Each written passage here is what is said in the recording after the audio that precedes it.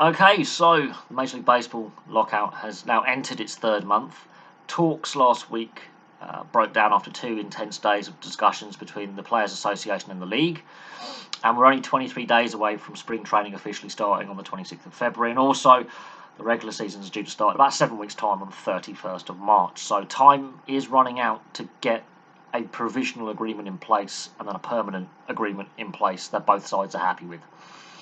And from everything I've read, every article I've read since December the 2nd up to this point on February the 3rd, 2022, we are still worlds apart, and we're not close to meeting in the middle between the Players Association and the league. There are only two areas where there appears to be some common ground, and that's expanding the playoffs and arbitration rights kicking in for free agency at 29 and a half years of age.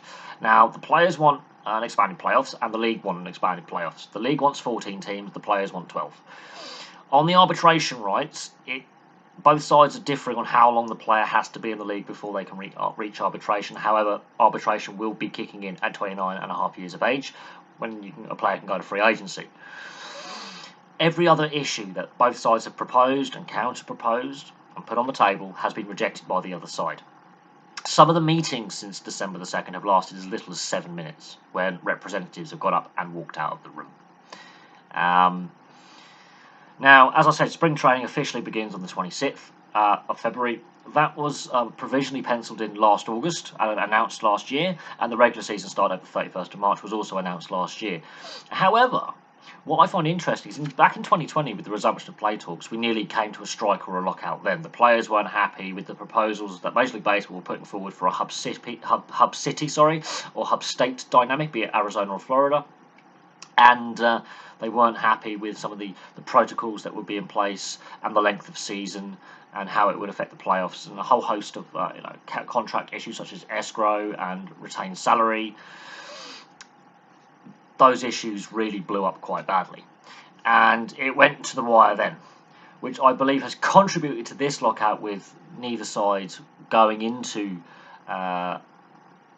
negotiations in good faith. Both sides allowing the CBA just to lapse without even attempting to extend, even provisionally or temporarily for a year or so. Just says how entrenched both positions are, and I do believe there is a lack of negotiating in good faith. Now, as things stand, if an agreement is reached within the next couple of weeks, spring training can begin on time. Now, if spring training doesn't begin on time, and as we've seen in the past, that will delay the start of the regular season. Now, we've gone to the wire before in the history books with Major League Baseball and player strikes and lockouts. And yes, regular seasons have had games lost, and player strikes have cost games. Now, this is the league deciding to lock out the players.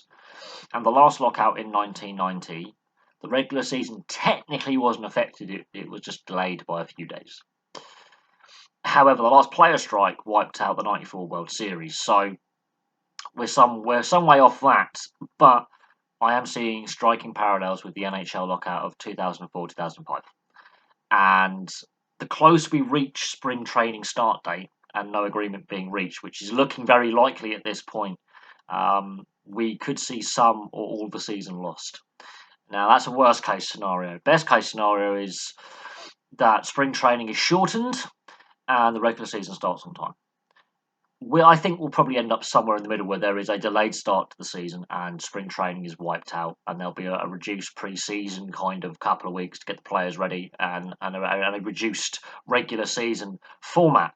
I think that's the best case scenario, but from the fact that the talks have broken down yet again, and they were only lasting for 2 days, and we've had limited talks since December 2nd, it's not looking likely that we are going to start spring training on time.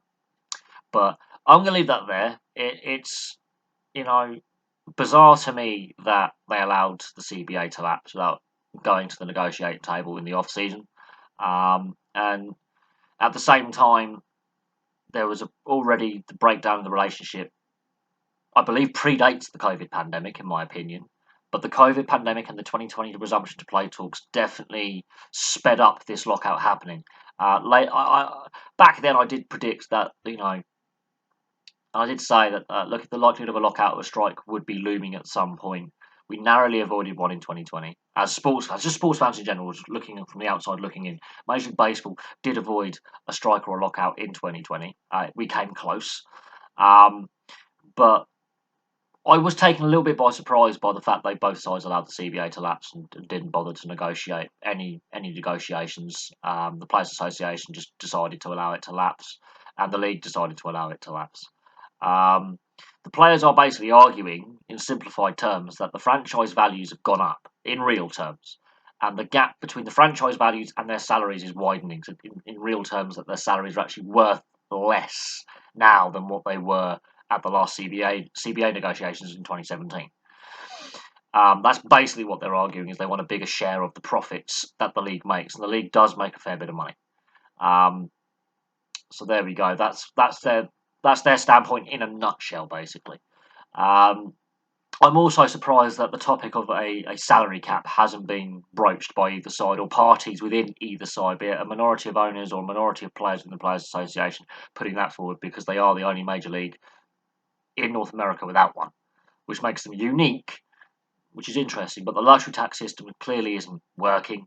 Not everyone's happy with it, and it's a point that the league and the Players Association can't agree on either. So there we go. I'm going to leave that there. Major League Baseball's lockout has entered its third month. Will it end anytime soon? Place your thoughts in the comments section below, and I'll have some more videos for you very, very soon.